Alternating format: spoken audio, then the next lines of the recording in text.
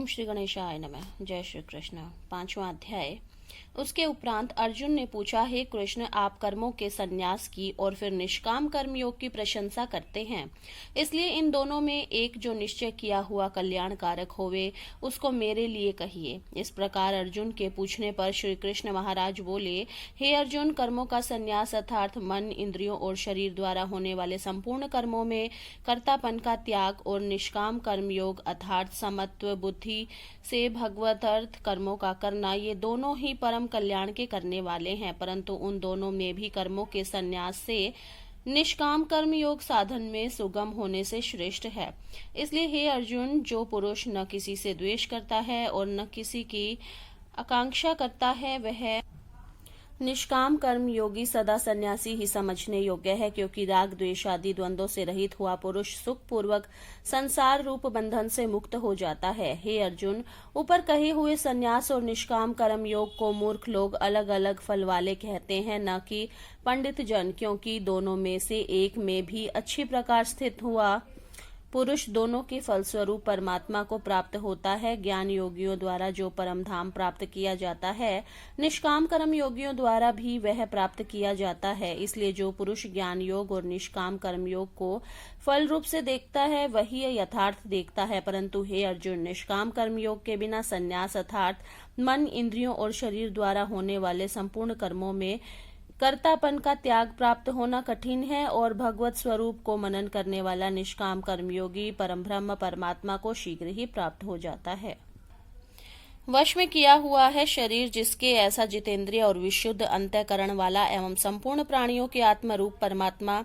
में एक ही भाव हुआ निष्काम कर्म योगी कर्म करता हुआ भी लिपायमान नहीं होता। हे अर्जुन, तत्व को जानने वाला सांख्य योगी तो देखता हुआ, सुनता हुआ, स्पर्श करता हुआ, सूंघता हुआ, भोजन करता हुआ, गमन करता हुआ, सोता हुआ, श्वास लेता हुआ, बोलता हुआ, त्यागता हुआ, ग्रहण करता हुआ और आंखों को खोलता और मीचता हुआ भी सब इंद्रियां अपने अपने अर्थों में बरत रही हैं, इस प्रकार समझता हुआ निसंदेह ऐसे मानो कि मैं कुछ भी नहीं करता हूँ। परंतु हे अर्जुन, देहाभिमानियों द्वारा यह साधन होना कठिन है और निष्काम कर्मयोगी सुगम है, क्योंकि जो पुरुष सब कर्मों को परमात्मा में अर्पण करके और आसक्ति को त्याग कर कर्म करता है, वह पुरुष जल से कमल के पत्ते के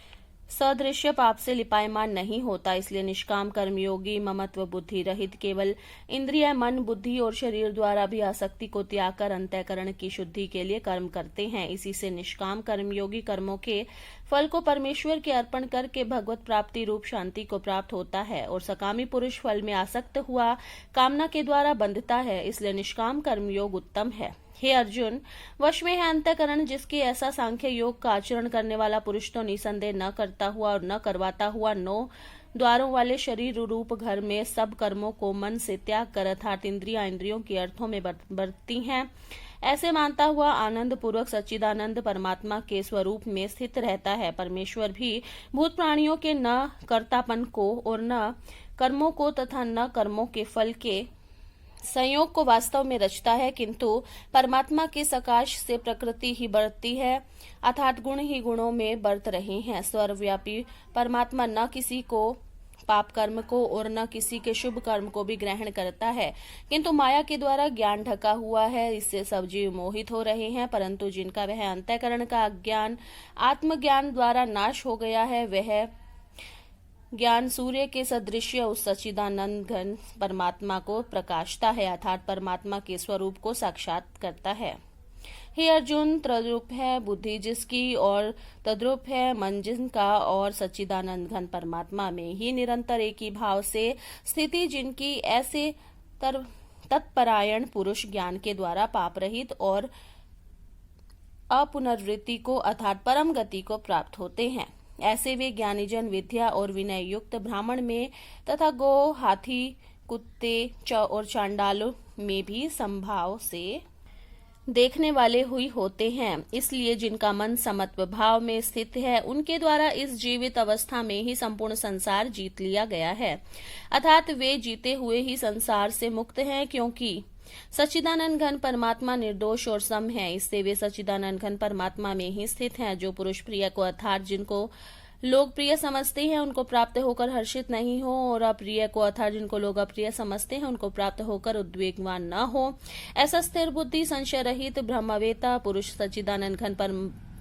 ब्रह्म परमात्मा में एक ही भाव से नित्य स्थित है। बाहर के विषयों में अर्थात सांसारिक भोगों में आसक्ति रहित अंतःकरण वाला पुरुष, अंतःकरण में जो भगवत ध्यान जनित आनंद है उसको प्राप्त होता है, वह पुरुष सच्चिदानंद घन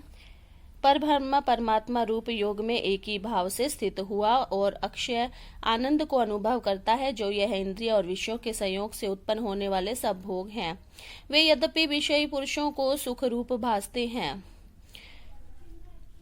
तो भी निसंदेह दुख के ही हेतु हैं, अर्थात आदि अंत वाले, अर्थात अनित्य है। इसलिए हे अर्जुन, बुद्धिमान विवेकी पुरुष उनमें नहीं रमता जो मनुष्य शरीर के नाश होने से पहले ही काम और क्रोध से उत्पन्न हुए वेग को सहन करने में समर्थ है, अर्थात काम क्रोध को जिनकी सदा के लिए जीत लिया गया है, वह मनुष्य इस लोक में योगी है और वही सुखी है। जो पुरुष निश्चय करके अंतरात्मा में ही सुख वाला है और आत्मा में ही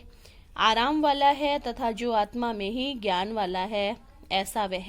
सच्चिदानंद घन परब्रह्म परमात्मा के साथ एक ही भाव हुआ सांख्य योगी शांत ब्रह्मा को प्राप्त होता है। नाश हो गए हैं सब पाप जिनके, तथा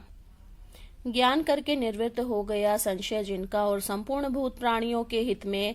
है रति जिनकी, एकाग्र हुआ है भगवान के ध्यान में चित्त जिनका, ऐसे ब्रह्मवेता पुरुष शांत परब्रह्म को प्राप्त होते हैं। काम क्रोध से रहित जीते हुए चित्त वाले परब्रह्म परमात्मा का साक्षात्कार किए हुए ज्ञानी पुरुषों के लिए सब ओर से शांत परब्रह्म परमात्मा ही प्राप्त है। हे अर्जुन, बाहर के विषय भोगों को न चिंतन करता हुआ बाहर ही त्याग कर और नेत्रों की दृष्टि को भ्रकुटी के बीच में स्थित करके तथा नासिका में विचरने वाले प्राण और अपान वायु को सम करके जीती हुई हैं इंद्रियां, मन और बुद्धि जिनकी, ऐसा जो मोक्ष परायण मुनि इच्छा भय और क्रोध से रहित वह सदा ही मुक्त है। और अर्जुन, मेरा भक्त मेरे को यज्ञ और तपों के द्वारा भोगने वाला और संपूर्ण लोकों के ईश्वरों को भी ईश्वर तथा संपूर्ण भूत प्राणियों का सुहृद अर्थात स्वार्थहीन